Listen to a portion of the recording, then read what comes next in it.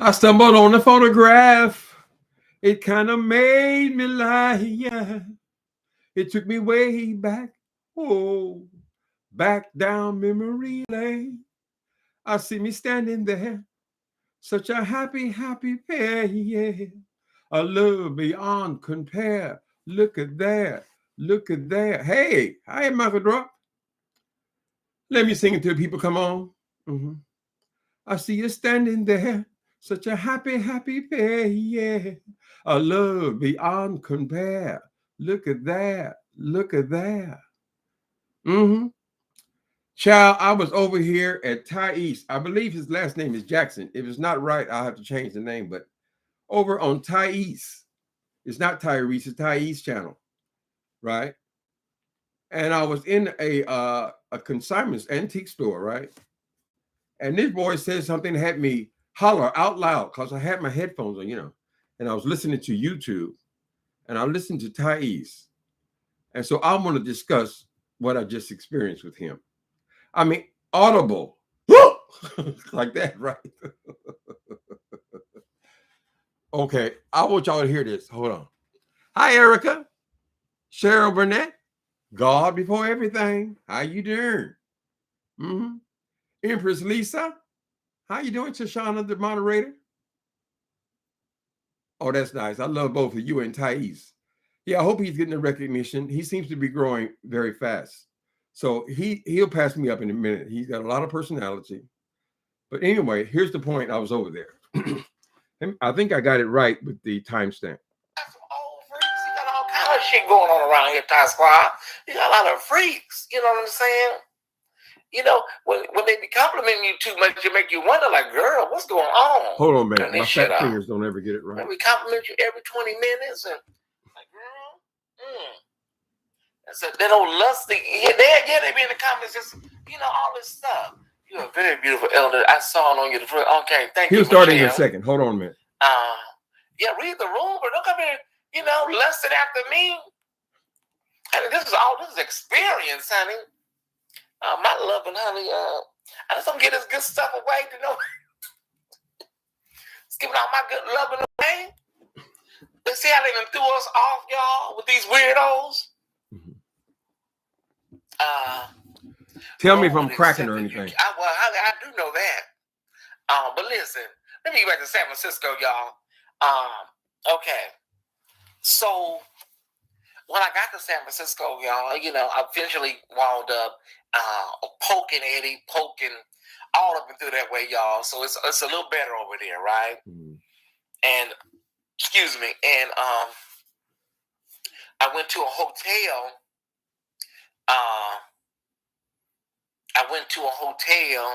And the hotel was called the New Pacific. The New Pacific Hotel. So in every gay city, there's going to be a hotel where a lot of gays live there. You know what I'm saying? And the gays congregate there. So it was called the New Pacific Hotel. Lord have mercy. I was sitting there. It had this. We'll stop for a minute. Okay, 20 years ago, I arrived in Los Angeles. I arrived in San Francisco. I was busted in Los Angeles. I was sentenced to 3 years in state prison. I was sent to San Quentin, which is just north of San Francisco, right? I think it's north, whatever, right close to San Francisco. When I got out of San Quentin, I came to the very spot he's talking about. This is what, because I've never heard anyone else speak about it who knew about it, right? So I came to Polk Street. Polk Street was a secondary gay location in San Francisco. Where I live right now is called the Castro. The Castro is like a gay mecca. Is gay everywhere, right? But Polk Street is secondary. Polk Street is where the male hustlers go. That's why I know so much on the subject. There's also, they had dance bars there at one point. A lot of hustling, a lot of drugs being sold. So when I got out of San Quentin, I only knew one place to go. Ooh, my ears. I only knew one place to go. I went to Polk Street, right? But so essentially, I was homeless because I was just getting out of prison. I don't even remember where I slept or laid down. When you do crystal meth, you don't really sleep that much. So I was just hustling around the street, crashing maybe here and there if I tricked with somebody. I had been in town 2 weeks and I met my connection here in San Francisco, right? He had me do something. It was delivery or something I had bartered for, I wanted to sell. And I found myself on the steps of the New Pacific Hotel, right? I was amazed. First of all, when you go in the place, he mentions the steps. Let's see. Well, let me talk a little bit more. The steps of the New Pacific Hotel. Maybe 2 o'clock in the morning. I think I had something to sell. I think it's why I went there. Either that or I was delivering for this new connection I made. Anyway, when I got there were people on the steps. There were prostitutes coming out of the building and prostitutes coming into the building with their tricks. These were transgender prostitutes. Then I started to recognize also on those same steps were people from Polk Street, tweakers, crystal meth addicts, right? So this place is fabulous. I sold whatever I was going to sell, and then I got several orders. So I had this new connection come there. I said, drop something off for me. And the following night, I said, well, this is a great place to do business, right? See, a lot of people have judgment about people who do drugs, right? But we were drug addicts selling drugs to each other. This place was unique in as much as everybody was a criminal. Everybody was a hustler. Everybody was a dope fiend. They were crackheads. They were all kind of people in this hotel, the New Pacific Hotel. Tyesse talks about the very spot where I started in San Francisco. Now, I'll tell you, the New Pacific Hotel, I'll tell you guys, I've been to prison 10 times for selling drugs. The New Pacific Hotel is where I got busted and sent to prison 5 times. 5 times. This is how in tune I was to the New Pacific. Hold on a minute. There's another connection here. Grand staircase that led up to the hotel, right? Those are the steps. And yeah, hey Val. I see you in there, Tyesse. History, little Sir Lady Java, a little, you know what I'm saying? Marsha P. Johnson, just a little Sylvia with a splash of Sylvia Rivera, says. So a little Kelly Trimbaco, a little Terry Tinsley, you know, sis. But yeah, I was sitting on those steps, those grand steps, and I was sitting there, and I could see I could see Tiffany. Her name was Tiffany. I could see her looking at me, and the elder gays, they know when they see somebody young, they know what's going on. You know what I'm saying? Tiffany Evans was her name. Tiffany became my best friend at the New Pacific Hotel. She was a fixture at the New Pacific Hotel, right? Everybody there was either a transgender, a drug addict. There were a few women that were with men, but most of the guys were dealers, right? And the place was very transient. In other words, it's a weekly hotel. A lot of the girls, a lot of the trans girls, the prostitute girls had rooms in that hotel. Sometimes they'd be there. They might be gone a couple of weeks, but they always came back to the New Pacific because that's where everything was contained. All of the action from Polk Street was contained in this hotel. Now, I got to tell you, people, I came this close to writing a book about the New Pacific. It was so close to me, I didn't know how to approach it, right? And then I started writing the series about the beef sector. But I can assure you, I believe that the next book I write after I finish this last book in that series is going to be the New Pacific Hotel. And it could be called Queen of the New Pacific Hotel, because that's who Tiffany was, right? I can tell you story after story after story about Miss Tiffany. She was my best friend, right? There was so much action in that hotel that many times I would be exhausted, right? I would be like up 3 days and I'm wandering around trying to do business, and you get taken advantage of shit, right? So I would disappear. And every time I disappeared from the New Pacific Hotel, I was sitting right in Tiffany's room. That was the safe place I could go. We get high together. Don't judge. Everybody was high. Everybody in the hotel were high, were drug addicts, right? Tiffany, if you guys have been watching me a while, I mentioned a person who had an electric chainsaw under her bed. This was when people got out of hand. She would crank up the chainsaw, child, and everything would move, right? Tricks got out of hand, queens got out of hand. And another specific thing about Miss Tiffany Evans, and I love this woman. Now, I got to tell you, we became extremely close, correct? I knew nobody in San Francisco. She was my first friend, first of all, and my best friend, right? When you go to her room, which she had been there for years, she had a good relationship with the owner. The owner was called Sam. Sam was his name, a Middle Eastern guy. He was a Patel. You know how they do it, Sam Patel. I guess I don't know why, but they're all the innkeepers' name is Patel. Any rate, so she never got put out. A lot of the girls, they got put out on a regular basis. So I understand what he says when he says sometimes there would be somebody on those steps because they were getting put out because they didn't have money for the following week. And so my experience there, but many times I would have to pay the girls rent, at least for the night. So they wouldn't be put out, right? People moving in, people moving out. Why? Because of anyway. It just brought back the memories of that place. So that's going to be my next assignment, next book. But I was saying about Tiffany, when you went to her room, Tyesse, you will remember this. You had to go into her room sideways. In other words, when you go into a room, you lay your back against a pile of whatever it was, and you slide your way around to get in her room, right? Now, her room was okay, but these were all small rooms. New Pacific was a dive. It was the most popular dive in Polk Street area, right?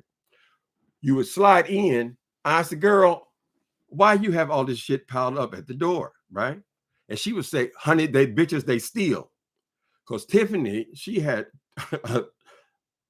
a hustler. She always had money, right? And she always had these elaborate outfits, right? So a lot of the girls would congregate at her room because they basically were homeless in periods. And this is the one place that was always there. They could always go to, right? But she said they steal. That's why I have the chainsaw, girl. I thought she was bullshitting until she pulled it out and cranked it up for me. Right. So I said, girl, this is how she prevented theft. So I love Miss Tiffany. She passed away. She, HIV disease. What else can I say about that? But that hotel became the place where I did all of my business. Now, I slept somewhere else because it wasn't safe to go to fall asleep in that place because you'll get robbed or the cops will come, right? So I sleep somewhere else, but I did all my business at the New Pacific Hotel.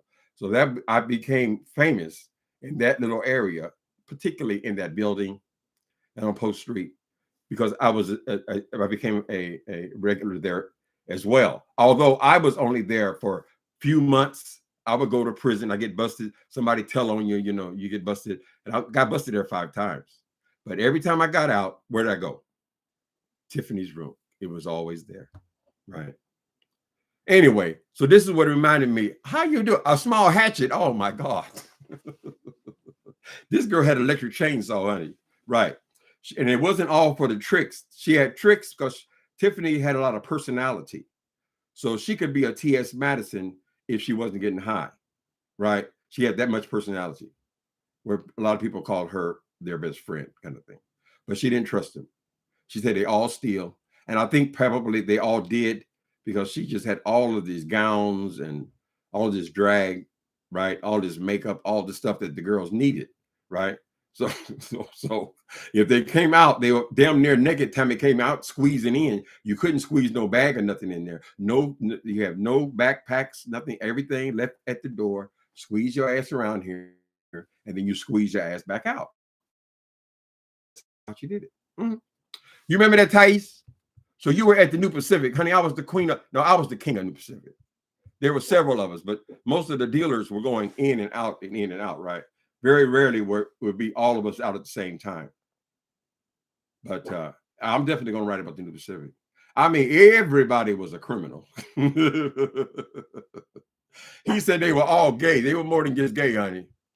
Most were on meth, and then some were on crack, or they were. Everything went on in that hotel, right? It's a fascinating story to tell. Hey, y'all. Mm-hmm. Stumbling right back down memory lane. So Tyesse said that Tiffany was his what do you call them, house mother or something like that. They weren't in a house, but let him talk.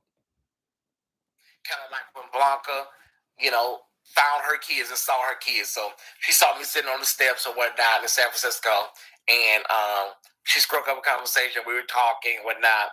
And then the next thing I know, that's my gay mother, and that's how that works, you guys. And even though I would go back and forth to Los Angeles, I would still come to San Francisco and check on her. When the police got too hot in LA, my mother would go to San Francisco for a while, and I had a gay mother in the city when I went there. My gay mother was there. Her name was Tiffany.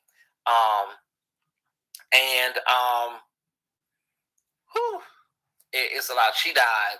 I didn't know she had passed away until one of my friends had called me, and told me that she had passed away. I lost it, y'all. I literally lost it.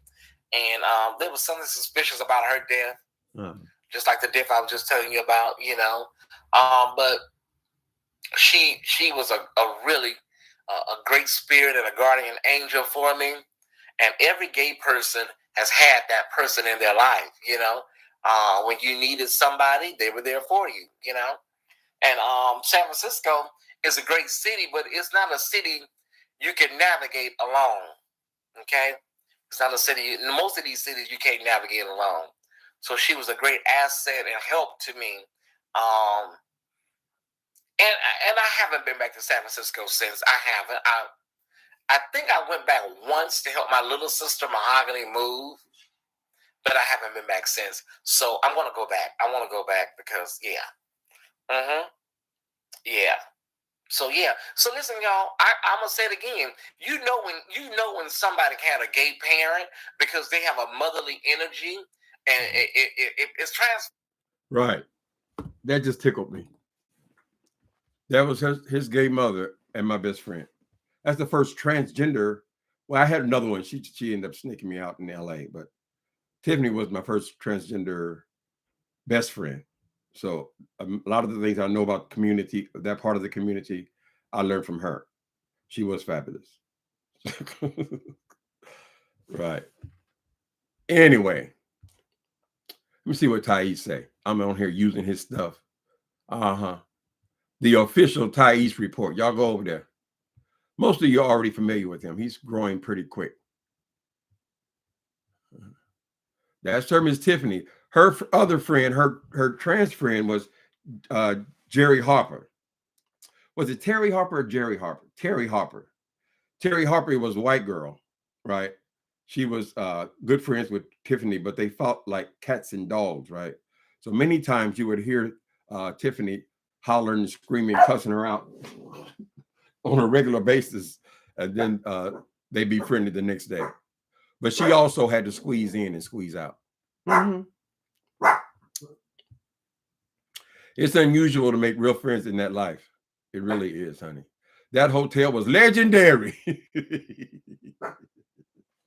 After that, I was only in town 2 weeks out of prison, right? After I get on them steps, that changed my whole experience in San Francisco the next 10 years, because everything that went on in the street also went on in the New Pacific. It was 24 hours, honey. Everybody needs something.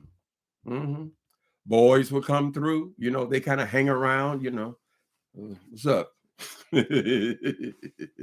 So if you need a snack to go home with, it was always right there. Everything was there as far as we were concerned. The rooms were dives, It was a lot of scandalous people. I got robbed there for, I think, $1,000, something like that. Somebody climbed through my they could have killed themselves climbing through my window. Right. So a lot of weird shit happened there, but it was the spot. It was the spot until the very end for me.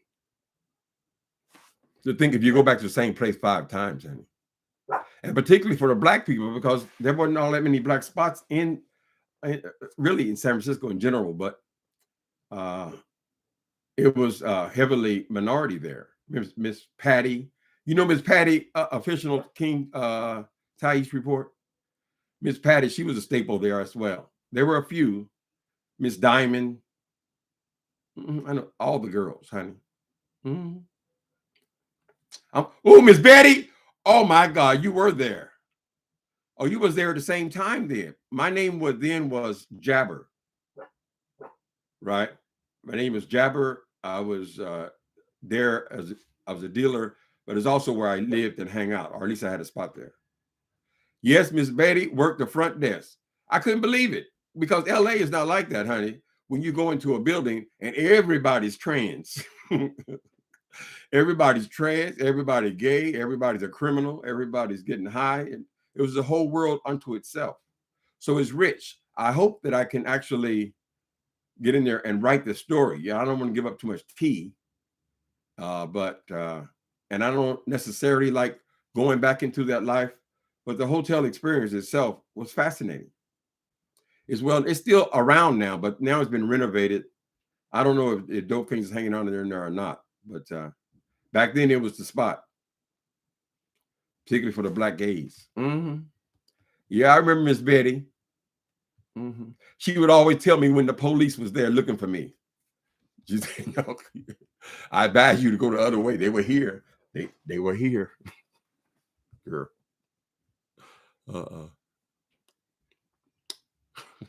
Hi, Michelle Hawley. Yes, Miss Betty. Who else was there? Who was the maintenance man? What was his name?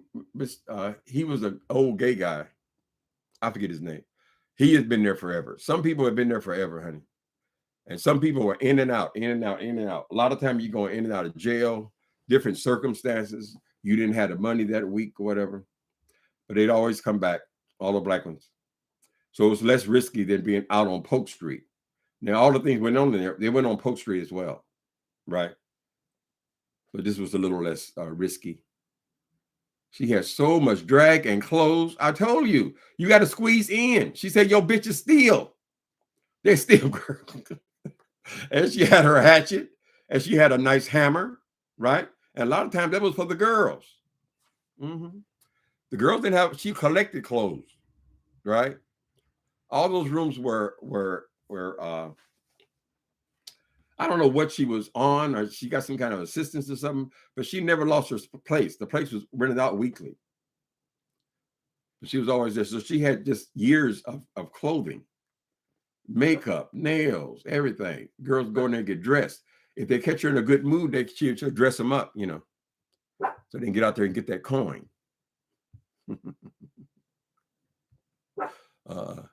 You have to make this a book, keep the chainsaw in. Lord have mercy. She said when she cranked that chainsaw, everything began to move. Sometimes it'd be 3 or 4 girls in there getting high, right? And she would suspect somebody tried to steal something, child. Niggas falling out, trying to get out the door, girl. You had to go through the small thing to get out, right? They couldn't move fast enough.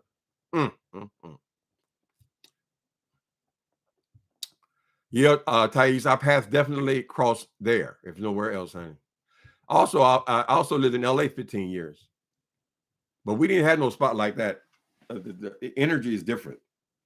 LA, I was in hotels up and down Sunset Boulevard. It was a small department store. Did you ever go in there and get dressed up, Tyesse? She would dress up the young girls.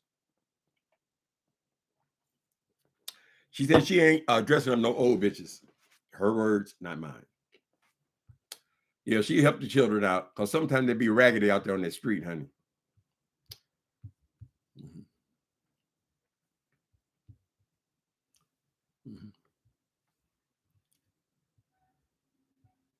She told you to never do drugs. Well, we ain't reading, but Tiffany was a full-blown drug addict. For every day that I knew her, that's why I was in her room. That's what we got high at, right?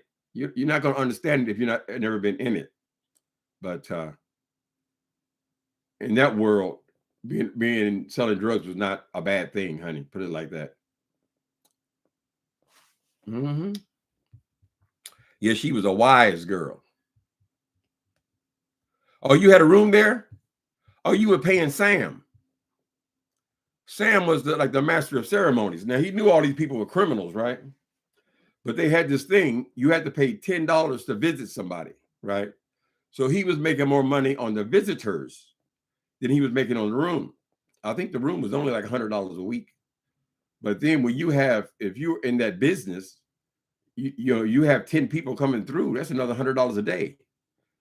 So yeah, Sam allowed all kind of things, right? He was also tight with Tiffany. I lost weight. I ain't lose no weight.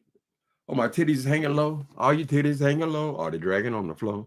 Did you catch them titties in your back screen door? Mm-mm. I hope I do lose a couple of pounds in my illness. I haven't been eating quite as much. Real time, you been to the New Pacific Hotel?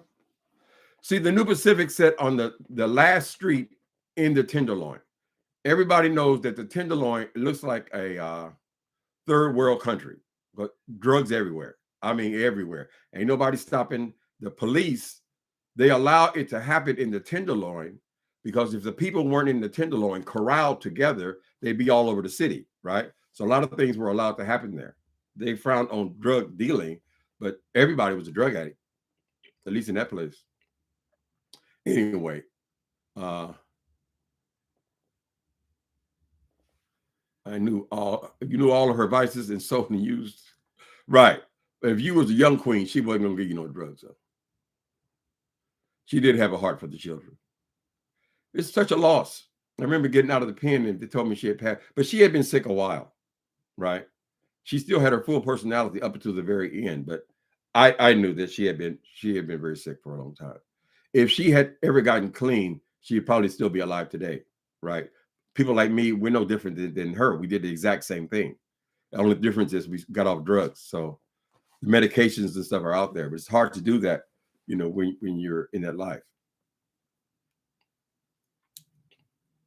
Of course, there was no YouTube and all that, but she could have done this. She could have done this.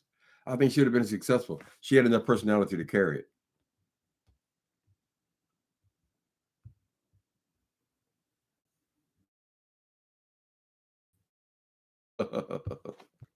The New Pacific, what about I call it the New Pacific Hotel? I could base it on her life.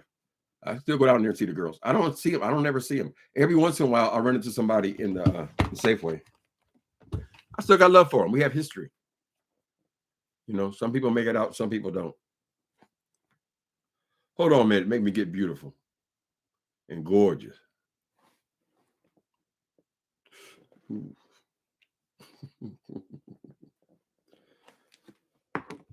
You agree drugs didn't help her? Yeah, of course not. She knew all the big dealers though. They all like to go over there.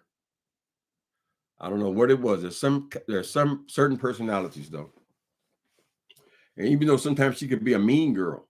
One time she gave me $100 bill. She gave me $100 bill. I said I didn't have change. I'll be right back. Right. Apparently I was taking too long to get right back. And she came running down them damn steps with that hatchet. Looked like Joan Crawford girl. Caught you. That we best friends. But yeah, she go off, honey. Do a hit of that shit. Go the hell off. What's that other girl? Veronica Love was there. All the queens were there. All the black queens were there, honey. So, ain't nobody glamorizing the life, right? But you only got one life. So that place holds a lot of memories, right? Just recognize it for what it was.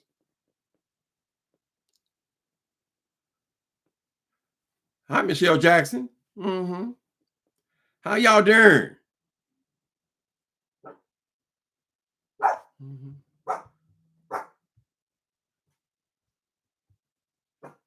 So I went and had my appointment.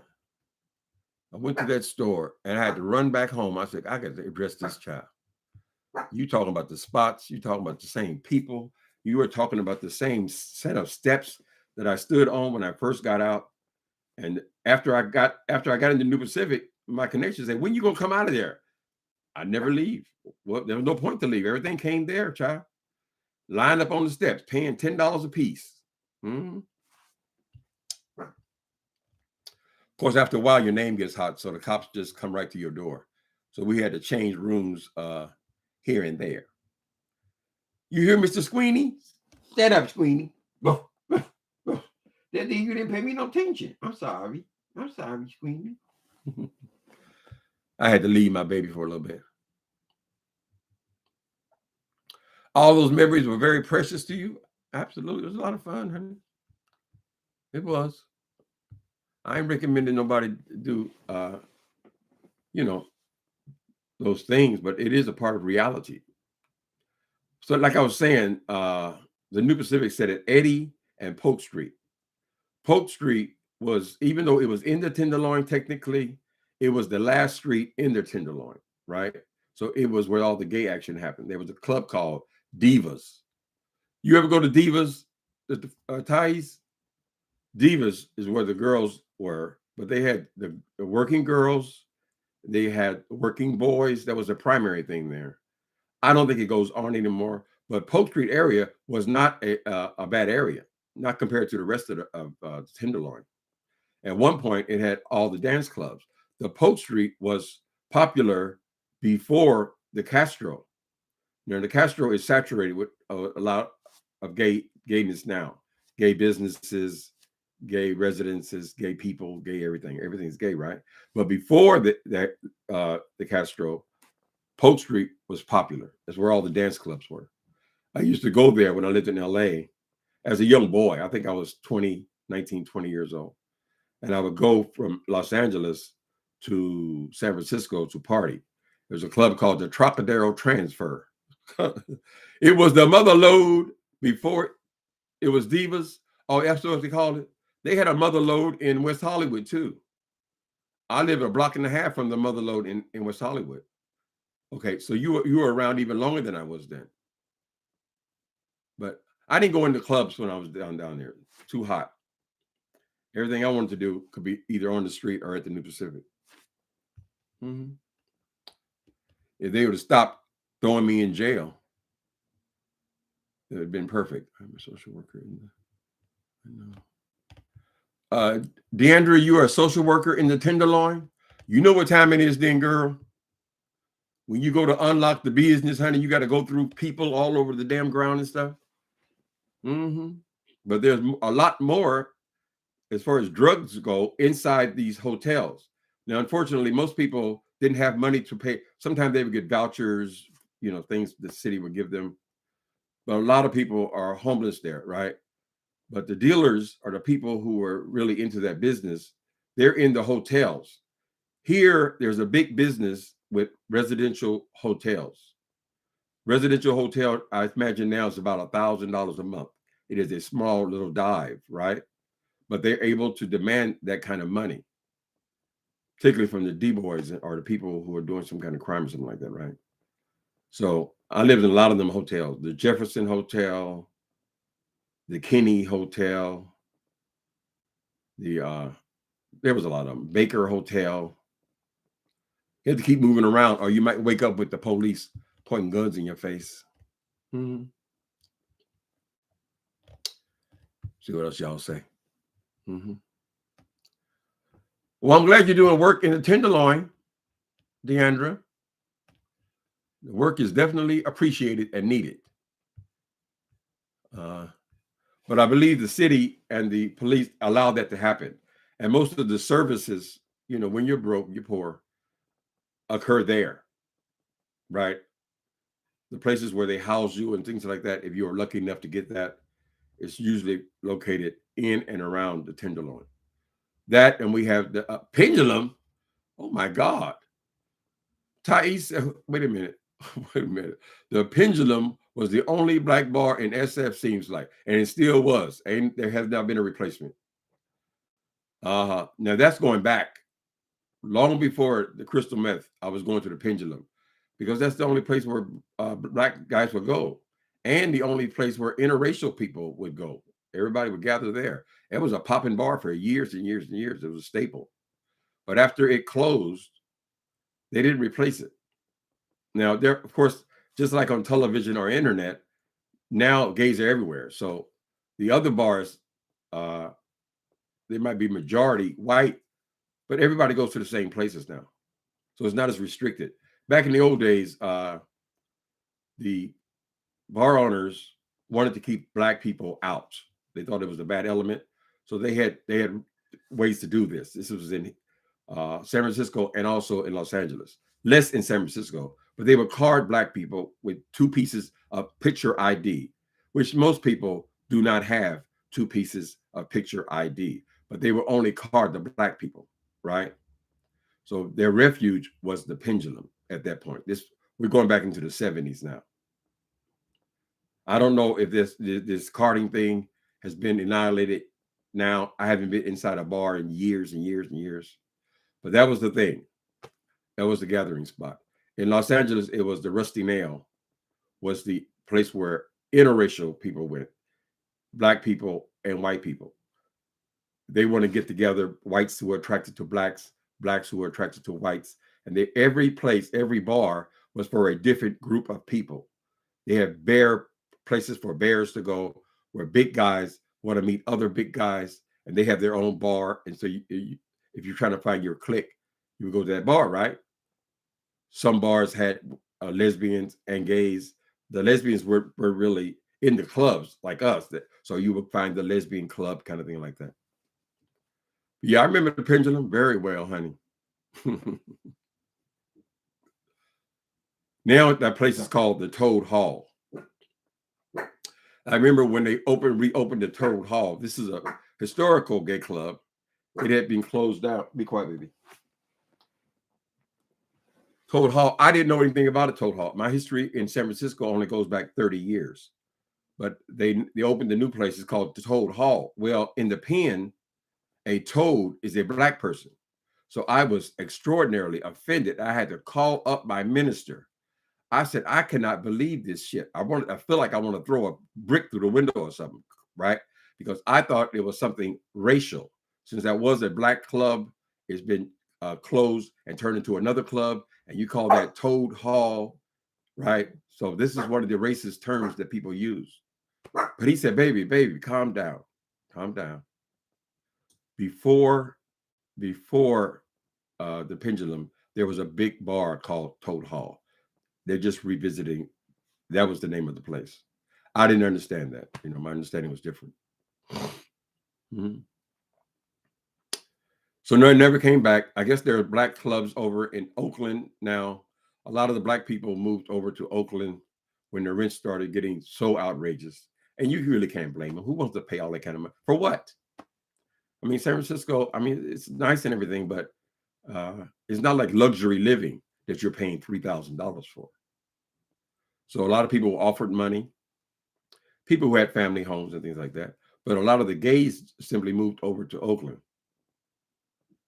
There are still many here.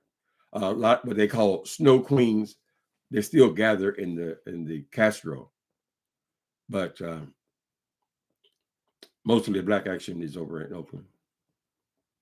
I love living here. It's a great neighborhood. Since I'm not in the club or anything, nobody offends me. I ain't rejected by nobody. I ain't worried about getting crews. So what difference does it make to me? I'm both gay and black, right?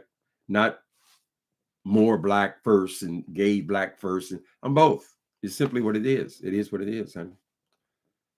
So I've been here I've been in this apartment for 12 years, but I've been in the Castro for about 20. Mm-hmm. A lot of those hotels are city ran now or Indians. Yeah, a lot. It's such a ripoff. Apparently, one of these mayors, I think it was Dianne Feinstein, had this offer with they partnered with Indian. I think they're called Patel. They call all innkeepers Patel, right? So most of the hotels were run by the Patels. I don't believe they were all natural family. I think that's what they call an innkeeper. But all of them were run by that, right? So I don't know if the city rebought them back, but at first the city owned all of these residential hotels. They have a lot of residential hotels here. And after you get into a residential hotel, it's hard to get out. And I'm talking about working people even. It's hard to get out of a residential hotel because they cost $1,000 a month. So how are you going to save money there? And even if you do get out of there, so now you're going to trade your $1,000 for $3,000, So it is difficult. They allow a lot of action in there because those are the people who are using the hotels. But there are a lot of them all over the Tenderloin. Mm-hmm. There has been a movement to provide housing for people. So there has been some construction, But the Tenderloin doesn't really want to be gentrified. They resist. And the city helps them resist because they don't want the people, the drug people, the homeless people, crack. Thank God crack is not as prevalent as it was. Now their big thing is fentanyl, which is actually killing people. I was over there today when I went to this appointment, not in the Tenderloin, but near South of Market, and just drug addicts just all lined up, and they all got this foil. So I said, well, I've heard that fentanyl is the thing. There was no fentanyl when I was out there. But this fentanyl, which is an opiate, is killing people. But it's so prevalent, they don't even hide their hand or anything like that. So there are SROs being built. They turned the YMCA into an SRO. Never-ending cycle. You can get out and get clean. I'm out. I ain't no better than nobody else, ain't. Anyway, I was saying about that area. The area is not nice. The apartments there are as nice as any in old San Francisco. It's just the people. Most of the people they complain about, they don't actually live in the apartments. They're either in the hotels or they're on the street. So some work has been done. A lot of work has been done in the South of Market area with SROs, single room occupancy.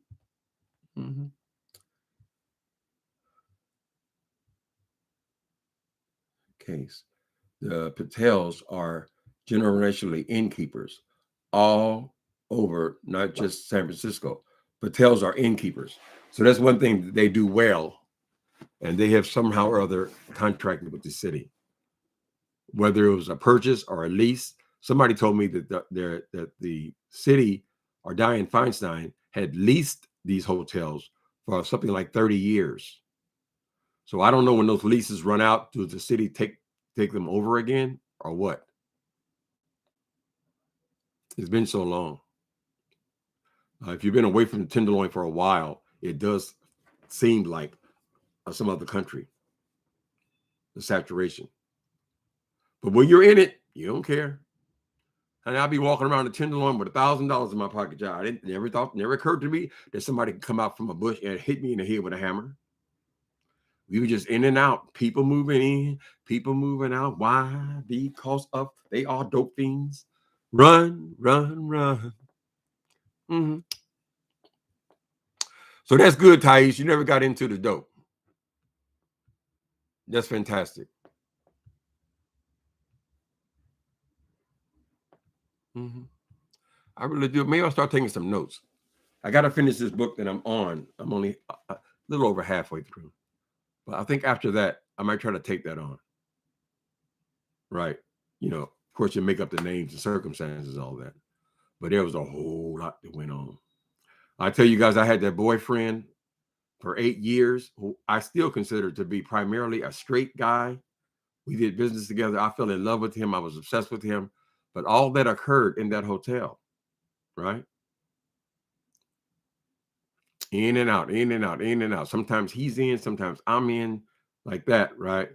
But that was my big New Pacific love. I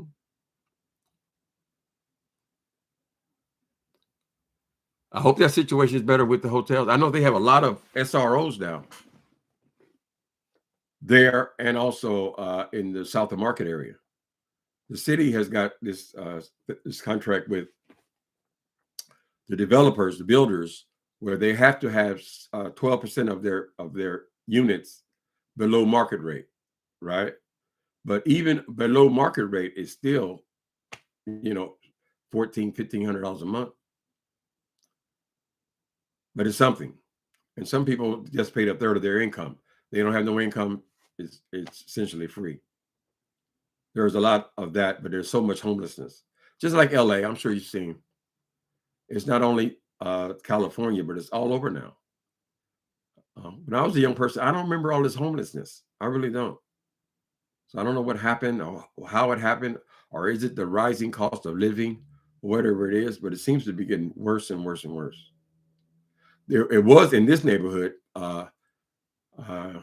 just 2 years ago, but then some of the businesses start taking responsibility and having security and cameras and all that.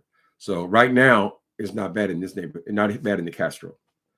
But if you go downtown Castro, of course, you're going to see all the hustlers and kids down on their luck and crazy people. This place is something else. San Francisco is a mess, honey. Because like in LA, it was all spread out. You know, you see a little bit here, a little bit there, and whatever. Here, we all squished in together, right?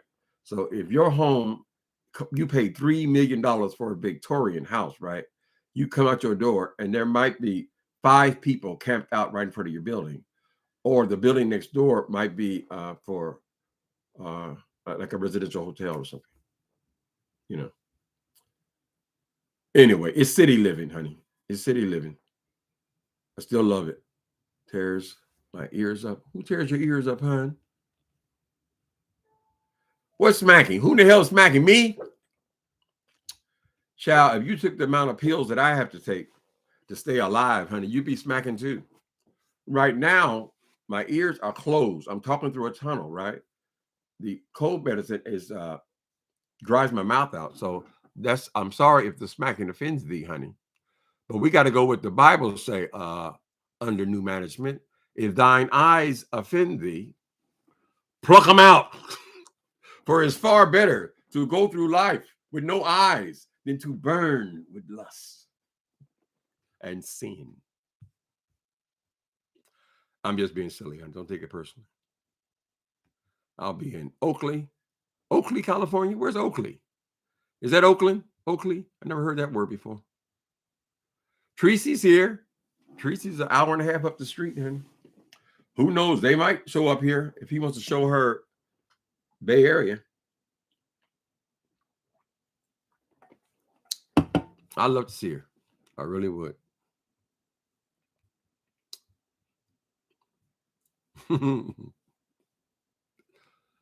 Tyesse, you done live 12 lives. Mm-hmm.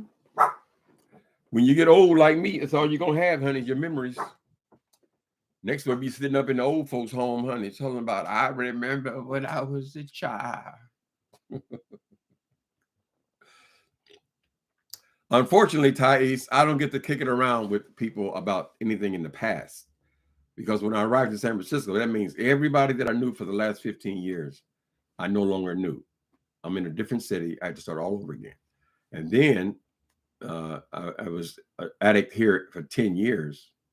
Then I had to cut off when I got clean, I had to cut off all communication with everybody I had known and met in the last 10 years because it was unhealthy for me, right? So then I had to start over again. So I don't know any people I can kick up about old memories. That's why when you mentioned those steps, the New Pacific and Miss Tiffany, I said, oh, girl, you talking the language, honey. You said call out their names. Call out their name. Well, you called it out and I heard you.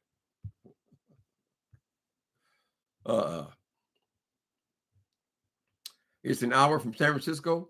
It's called Oakley. So there's so many places here. I don't go nowhere. I stay here in the city, or I go to Oakland for COVID. Oakland on Sundays. But I'm not a person who likes to be in cars or travel. It's just not interesting to me. It would only be interesting if I was like with somebody. So we can go in. Oh, look at that. Look at that. Oh, look at the sea lions. I only go to the pier when somebody comes here. My family comes here or something like that. Then we'll go down to the docks and the pier. It's beautiful. It's a beautiful country. Mm-hmm. Anyway, I just want to come in and holler at you guys. How y'all doing? How y'all doing today? Mm-hmm. It's complicated Indian. Okay. So, I mean, I guess there's not anything wrong with Indian people having a business. I don't know. I had strong ideas back then, but it's been so long that I don't remember what the issues were. I did feel like a lot of people were trapped in those hotels, but you can't really bring that on the hotel. They're just running the business. But I think if the city has ownership of them, they usually chop them up and turn them into SRO. SRO here, I don't know what you guys in your town they're called, but they're small, basically a small room which has cooking facilities and you're in a bathroom in it, right? It's small, but it's permanent housing. This is what we need to have more of here. I see they love doing a lot of good work in LA too. I do follow some of that. It's important. having a place where you live, it changes your whole life. We have a couple of people here. A couple have passed on. There's a couple of people in here that are obviously either addicts or people who used to be homeless. And it's beautiful. You would be amazed. They start cleaning themselves up, wearing nice clothes, talking more, being more people because they have a place. The street life is a very hard life, and it separates you. It separates you from humanity, right? And I don't have any answers for the homelessness. Of course, I tie everything to sobriety, but not everybody who's homeless is a dope fiend. There's so many people who are out of their mind. When I did this walk today, so many people obviously have mental problems. I think it was Reagan who released them all into the streets and told them all to pull themselves up by their bootstraps and all this shit, right? Cut off services. Now they're paying more for people to be on the street from emergency visits and all the stuff that they have to use to sustain them. Where they used to have not just institutions, but they had housing for people with grave mental illness. They still might have grave mental illness, but at least they weren't on the street. Everybody can't pull themselves up by their bootstraps, right? A lot of people can't even find where their bootstraps are. Anyway, my point was you see all this stuff here because it's so small. DeAndre Jameson, okay, they charge people $1,000 or more for a squalor. Absolutely, the rooms are horrible. It ain't like it's a regular hotel. You know, they're old buildings that are 100, 150 years old, right? Little mattresses that have been used for 50, 60 years. They're terrible. The New Pacific, they did make an effort to keep the place clean. I'll give them that.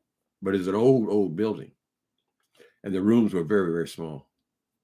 And yes, it was. At that time, it wasn't all that expensive. From what I understand, they're all right around it. That's $250 a week. Usually they charge you. And then they don't even let you live there because they have to, if you stay there for 27 days, you became a resident and you have residence rights. So any of these hotels, after 27 days, you have to move out. They won't allow you to stay 28 days, right? Because then they have to evict you, which could take months. Mm-hmm. No tenant's right. You're correct. Mm-hmm.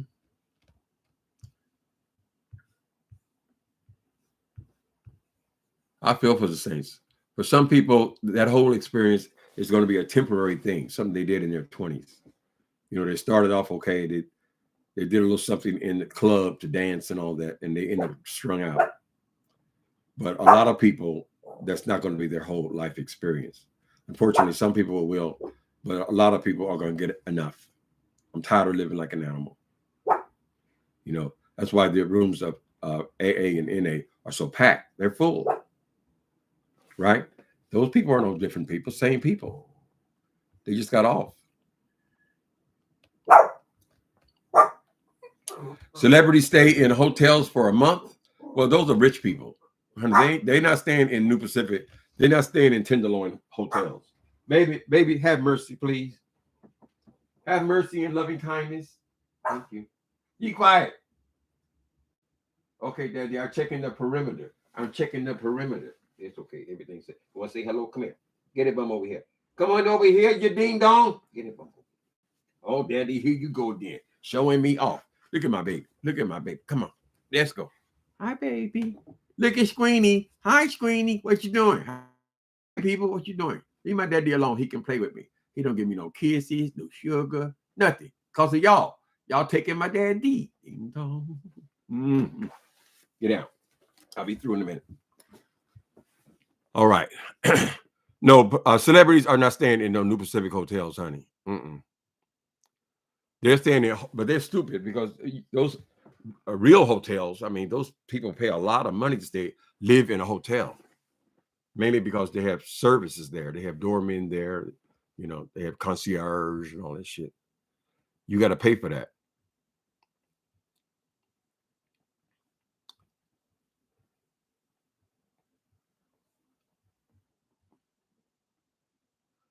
I thought it was just San Francisco, but honey, when you watch some of these, all you do is pull up homelessness in whatever city you in. It is something else. Philadelphia, of course, New York City gonna have a lot of it, but all these even medium-sized cities, it's gotten way out of control. That should be the primary thing for these politicians, is getting these people off the street so they can be the best that they can be, right? Mm-hmm.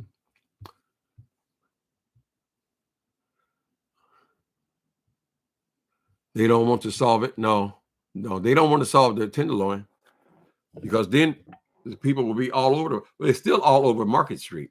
I mean, these people have built these 500 million, billions, all this money all up and down Market Street now. All these new buildings, right? And there's homeless people all in the entryway. They have nowhere to go. Where are they gonna go? If you're homeless, you got nowhere to go, right? So there's still a lot of that on Market Street. All through South of Market, every building is brand new, but you have to walk over the people to get in them. Mm-hmm. Major issues. And when you're on the street, everybody says, "Well, that's horrible. That's horrible." But a lot of people have gotten so used to being on the street that they just don't identify with anything else. They can't even conceive of thousands of dollars to live somewhere. If you're not working, I just want to be out. They have shelters, but if you're getting high, you don't be in no damn shelter. Only time you go into a shelter was when you want to go to sleep. That's the way it is. They have all of these old churches and these empty buildings and things. They need to figure out a way to house people, right? Then you have to acclimate them to housing, because they've been on the street so long, they don't understand what it is to be inside. You got to go out there and get the people. And if they get used to having a place to lay down, then they'll do that. We can't spare a couple buildings for that. They're trying. They're doing a lot of things here, but so far, it's not been that effective. Mm-hmm. Finland was able to solve their homelessness issue. Look it up, Finland. Okay, we'll check out Finland. They make too much money the way it is. Well, service organizations, I mean, that's how they support themselves. Absolutely. They make money. They provide a service, though. Yeah, I just don't have the solutions.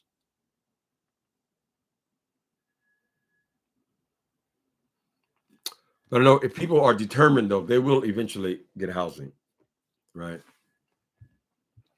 But many times you have to stay on the street. You can't be in and out of jail. Stay on the street and apply for all these. They all have lotteries, and you guys know about all the stuff they do. Many times for people who are chronically homeless, but you have to be in your right mind to show up, right? If they say you're not you can't even show up for an appointment, then you're going to drop to the bottom of the list.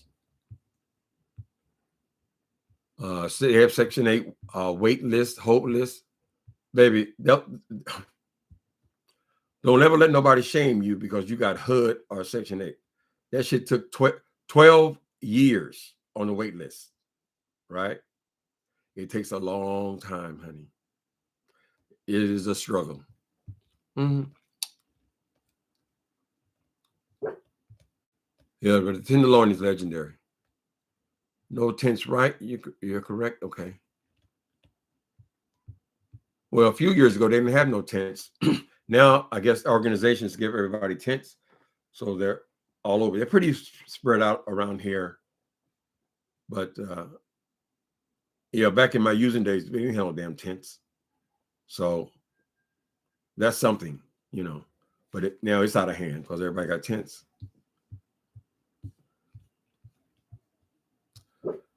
God bless the people who work in those industries to try to help service, social workers and all those people. Because when you're ready, when you're paying attention, you can get off the street. You can get clean. And that will be the benediction. Thank y'all for coming in today. I'm so glad we had this time together just to have a laugh, sing a song, Seems we just got started. Now, before you know it, comes the time I have to say so long. Twinkle, twinkle, twinkle. Later.